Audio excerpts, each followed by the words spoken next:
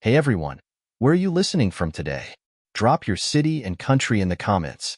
Let's jump into today's story. It was pouring down rain, and I was gripping the wheel of my BMW as the wipers worked overtime to clear the windshield. The streets of Boston were deserted, and I couldn't help but replay Tessa's voice in my head. Cole, the baby. It's coming early, she'd said. Her voice had been shaky, tight with worry. I'm at Mass General. Everyone from the shower is here. Please hurry. I didn't even bother changing out of my suit after the Morrison case wrapped up early. I figured I'd be stuck in court all weekend, but luck had other plans. Timing wasn't great, but I pushed it to the back of my mind. I had to get to the hospital, and that was all that mattered right now. I swerved around a slow-moving cab as I sped through the wet streets. The clock on the dashboard read 3:17 a.m. Having handled a few hospital cases in my day, I knew the night shift routine pretty well. Something felt off when I pulled into the garage, though. It was almost empty, and that didn't sit right with me. The place was supposed to be buzzing with family and friends for Tessa and me. My shoes clicked on the concrete as I walked toward the elevator, trying to shake the uneasy feeling growing in my stomach. 15 years of working as a defense attorney had sharpened my instincts, and right now, they were telling me something was wrong.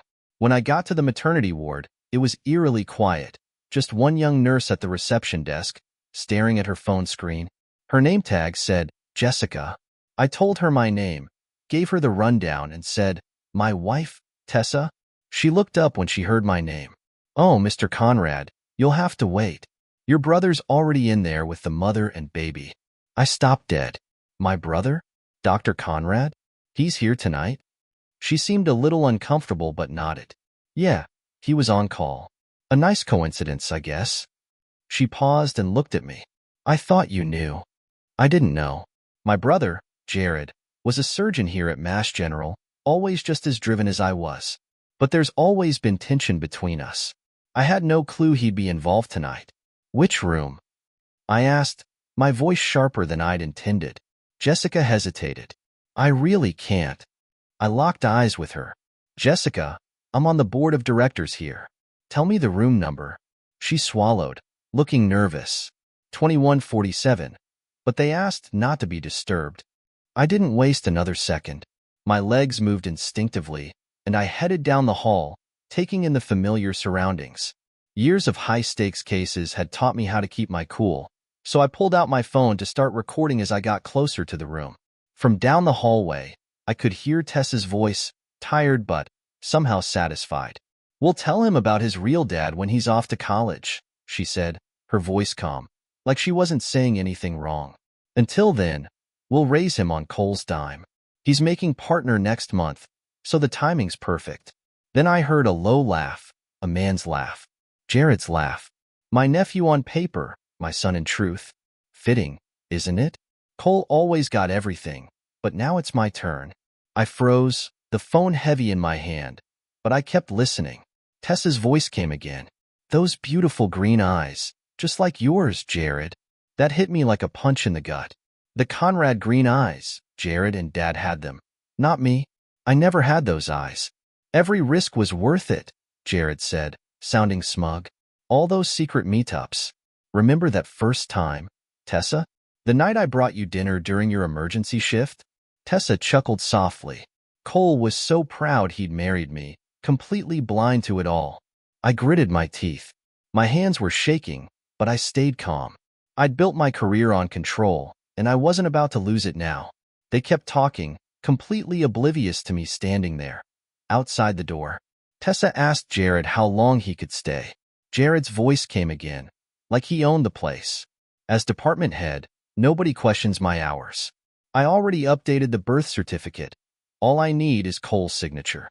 He'll sign without reading it, Tessa said. He trusts me with the paperwork. They went on, talking like I wasn't even there. That was enough for me.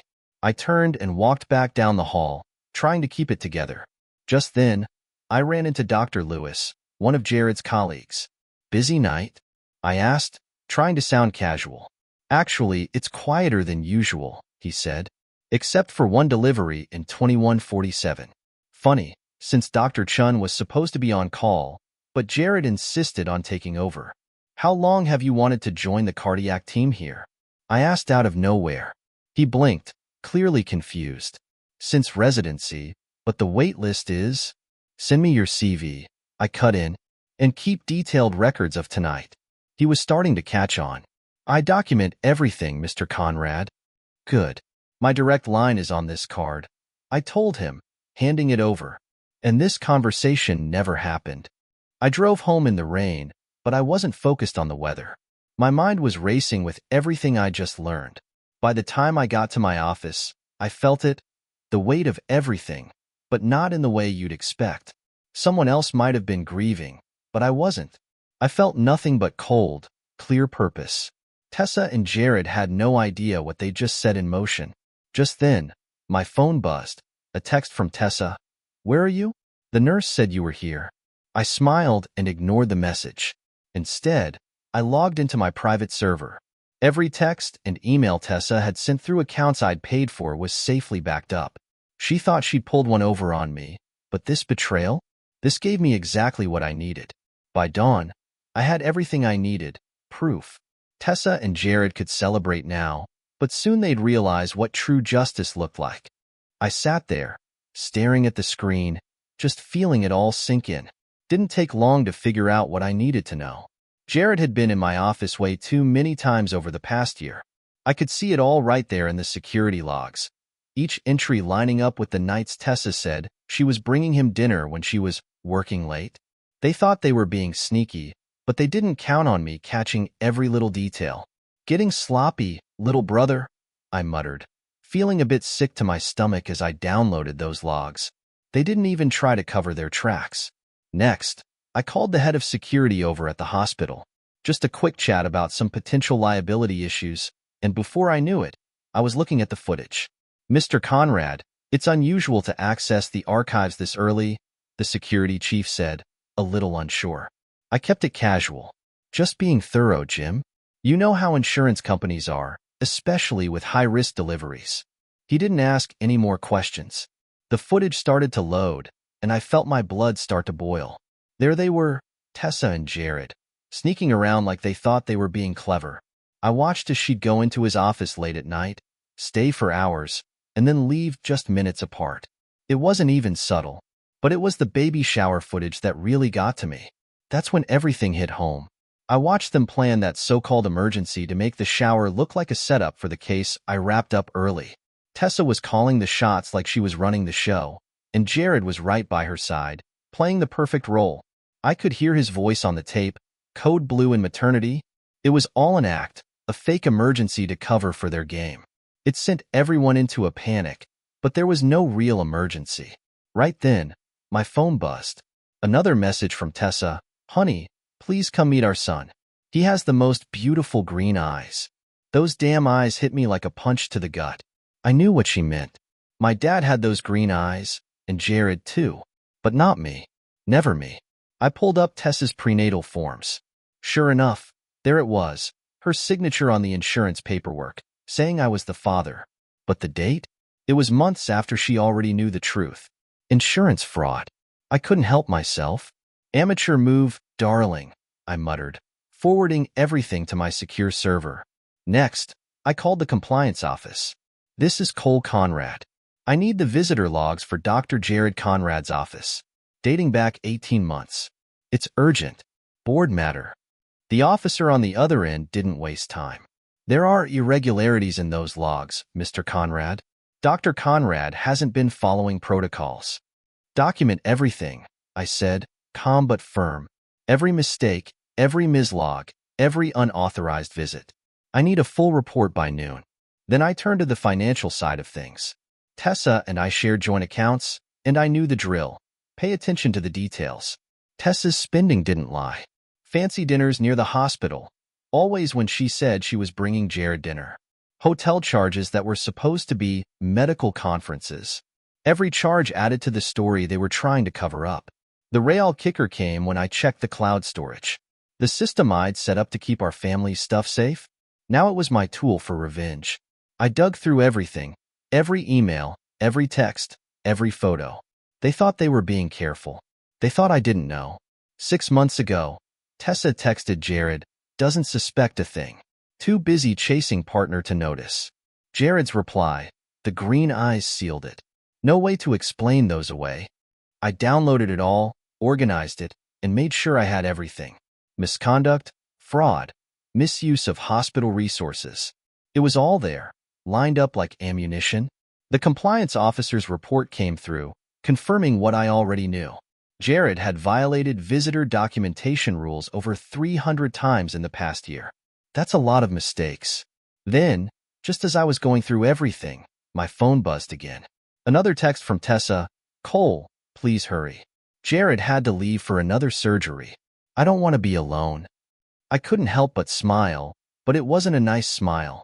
She had no clue how alone she was about to be.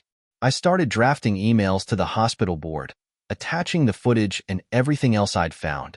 Another set to the medical board, with all of Jared's violations. I wasn't done yet, though. I logged into Tessa's law firm's portal. She'd given me access months ago, and now I was using it to document every time she used firm resources for her trips to the hospital, every time she lied about hours to cover her absences.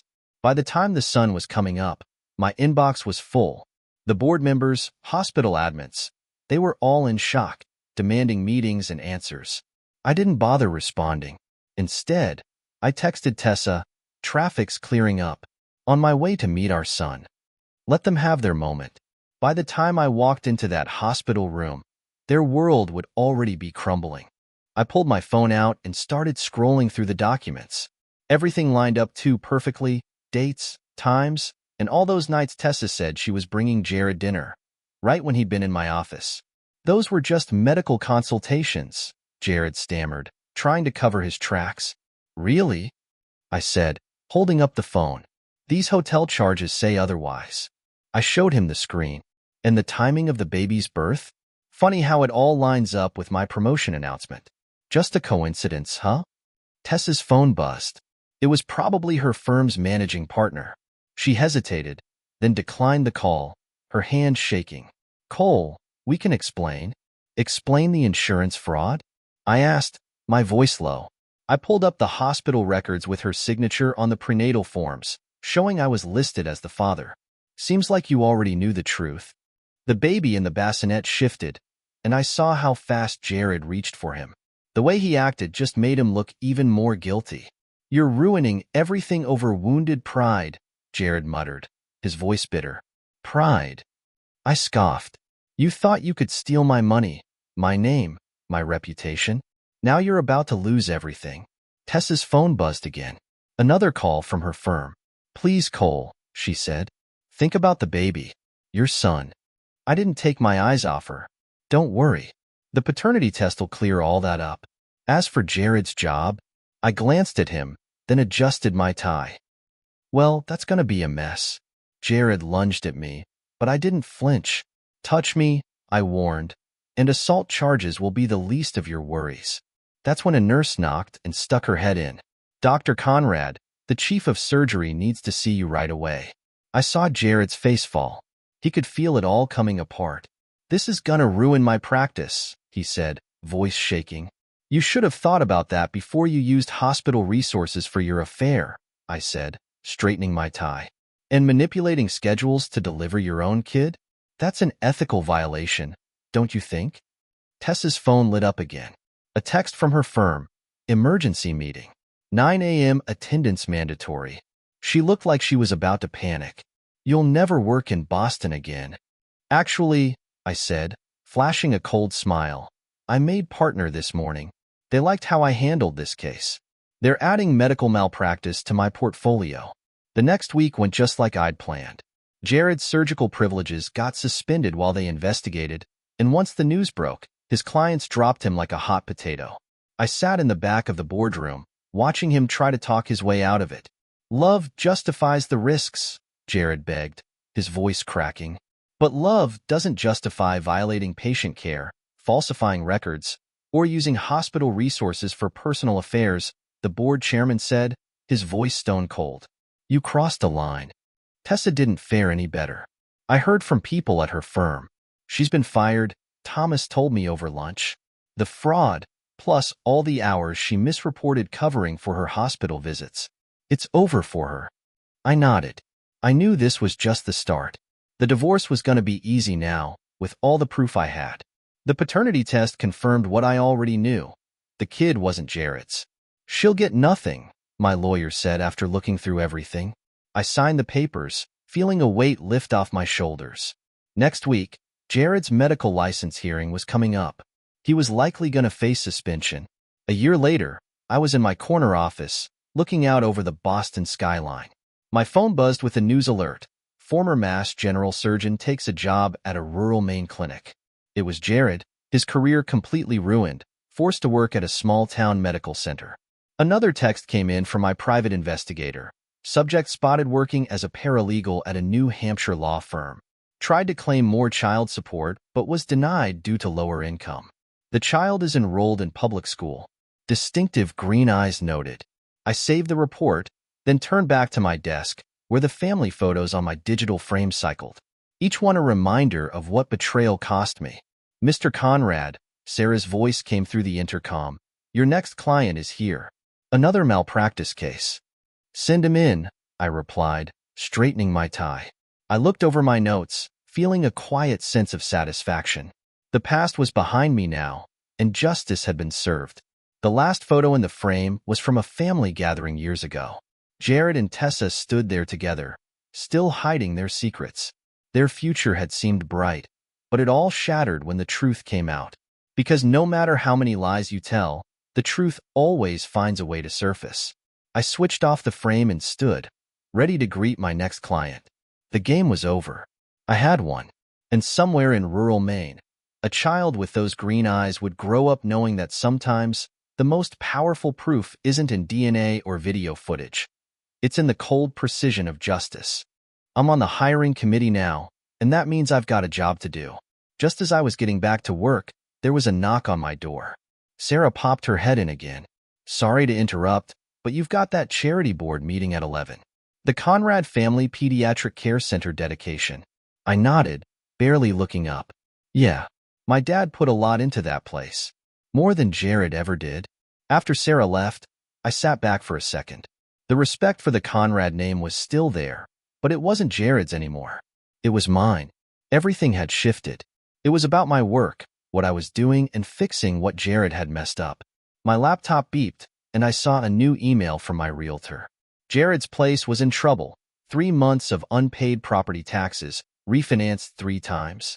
Watching him sink was almost satisfying. He'd always made fun of me for being careful with money, for not living high on the hog. Now, his bank account was shot, and I was sitting pretty. Then I saw the news alert. Pine Valley Clinic was facing budget cuts. There was a picture of Jared, looking way older than he should for someone in his 40s, wearing wrinkled scrubs, treating minor injuries. It made me shake my head. He used to be at the top of the game. Now he was just some guy in a small town, handing out prescriptions like he'd never been anything else. Another email came in, this time from the New Hampshire Bar Association. It was about Tessa, her 4th attempt at getting certified as a paralegal. It mentioned she was still having trouble with basic stuff like filing documents. Guess she wasn't as smart as she thought. The private investigator's report came through, too. Tessa was living in some crummy apartment above a diner, driving an old junker of a car. She used to mock me for being cheap, but now she was scrambling for discounts at the store. It was hard not to feel a little satisfied about that. Then Sarah came in again, her face a little more serious. Your ex-sister-in-law is online. She says it's about the family trust. I sighed. My mom had made some changes to the trust a couple years ago, cutting Jared and his kid out of the inheritance. Tessa tried to fight it, but it was all falling apart for them now. I told Sarah to take a message. I turned back to the window. The investigator's report said their kid was in kindergarten now, asking questions about his family. Jared's visits were awkward, like he knew he couldn't be a dad. And Tessa? She was trying to hold it all together, but everyone knew what happened. The kid's green eyes, the same ones Jared had, reminded everyone of the mess they made. My phone buzzed. It was my dad. The board meeting went well, he said, straight to the point. They renamed the surgical wing. Jared's name's gone. I didn't hesitate. Good. There was a pause. Then he added, your mom saw him at the store. He looked small. diminished. Choices have consequences, I said. It felt right. My dad took a breath before asking, "The boy. Your mom's worried the trust won't cover his education." "The trust will cover it," I said, my voice firm. "But he won't carry the Conrad name. Not after what they did." That was the end of that conversation. The Conrad legacy would be fine, and that's all that mattered. The calendar reminder popped up. Another lunch meeting about a merger. After the divorce, my name had only gotten stronger. I was good at what I did, and people were starting to notice. Once again, Sarah came in. "Your brother left a voicemail. He wants to talk about your mom's birthday next month." "Delete it," I said, a little tired of all the mess with Jared and Tessa. I stared out the window at the Boston skyline. The city felt so much more mine now. The Mass General Towers stood tall, and I couldn't help but think how far I'd come. I had work to do, clients to see, and my reputation was rock solid. 5 years had passed since everything fell apart for them, and I couldn't help but feel a sense of satisfaction. Jared was stuck in some tiny town, treating colds and sprains. Tessa couldn't even get a job in law, and she was living a far cry from the life she thought she'd have. Their son, once the proof of their twisted victory, was now just a reminder of their fall from grace. His green eyes would always carry that weight. Just then, my phone buzzed again. The investigator had another update from Maine. Jared had been overheard talking to someone, saying, "I had it all, the name, the career, the life. One mistake." It wasn't just one mistake.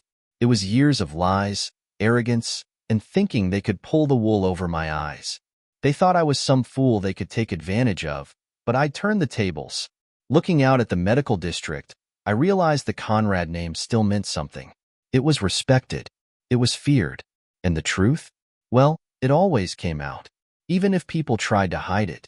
I turned back to my desk, feeling like a weight had lifted. I had everything I needed. My future was set, and I was in control.